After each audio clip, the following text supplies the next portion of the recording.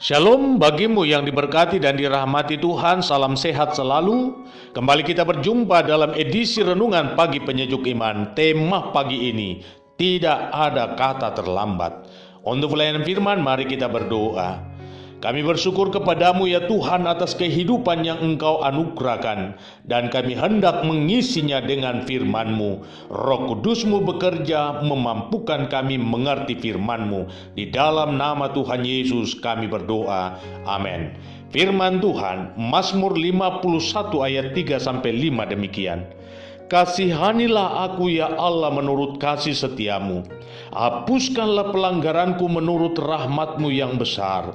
Bersihkanlah aku seluruhnya dari kesalahanku, dan tahirkanlah aku dari dosaku. Sebab aku sendiri sadar akan pelanggaranku, aku senantiasa bergumul dengan dosaku.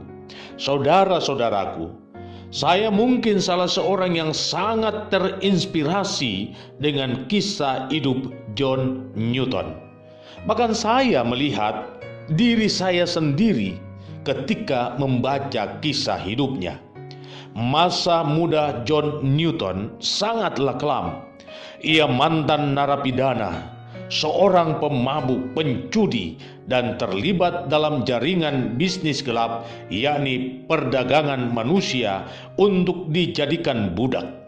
Pada tahun 1748, sebuah kapal dagang yang diberi nama Greyhound sedang berlayar di Samudra Atlantik dari benua Afrika, yakni Sierra Leone, menuju ke Inggris, dan kapal tersebut mengalami bencana yang amat dahsyat.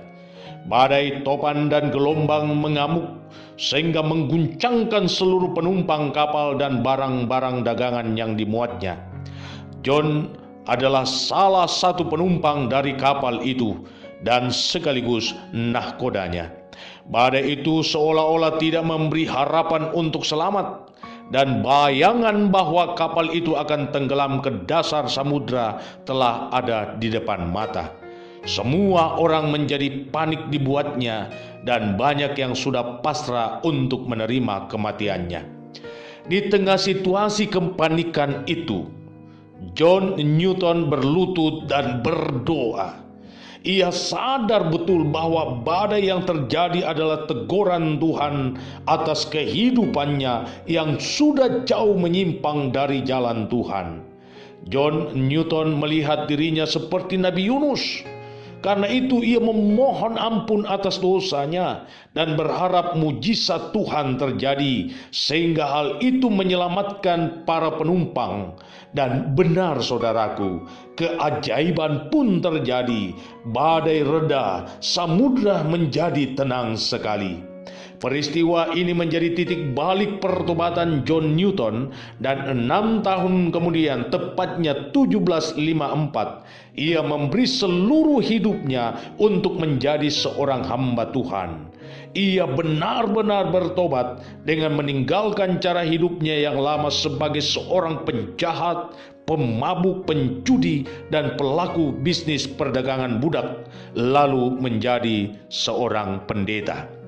Syair dalam Kidung Jemaat 40 yang berjudul Ajaib Benar Anugerah, Amazing Grace, diciptakan oleh John Newton pada tahun 1779 sebagai sebuah kesaksian hidup bahwa ia adalah seorang pendosa yang telah mengalami keajaiban anugerah Tuhan, di mana Tuhan telah mengangkat dirinya dari lembah dosa. Ia diselamatkan dari ancaman maut dan hidupnya dipulihkan untuk menjadi seorang hamba Tuhan. Dan jika Anda menyanyikan ataupun mendengarkan lagu Amazing Grace, maka Anda akan merasakan betapa besarnya rasa syukur seorang John Newton atas keselamatannya, dan hal tersebut adalah sebuah anugerah baginya. Saudara-saudaraku, firman Tuhan hari ini hendak mengajak kita untuk memahami dan menyadari siapa diri kita sesungguhnya di hadapan Allah. Kita diajak untuk memposisikan diri kita seperti Raja Daud dan juga seperti John Newton. Kita adalah pelaku-pelaku dosa dan tak ada satupun pada diri kita yang dapat menjadi dasar untuk pembenaran diri agar kita diselamatkan. Kita diselamatkan semata-mata karena anugerah-Nya di dalam dan melalui Yesus Kristus. Berbanggalah dengan iman Anda. Karena itu, saya mau tegaskan hal ini. Tidak ada kata terlambat bagi Tuhan jika Anda mau berbalik kepadanya. Sekotor dan sekelam apapun masa lalumu, semuanya jadi baru saat Anda berlutut memohon ampunan-Nya. Selamat memaknai kehidupan imanmu. Tuhan Yesus memberkati.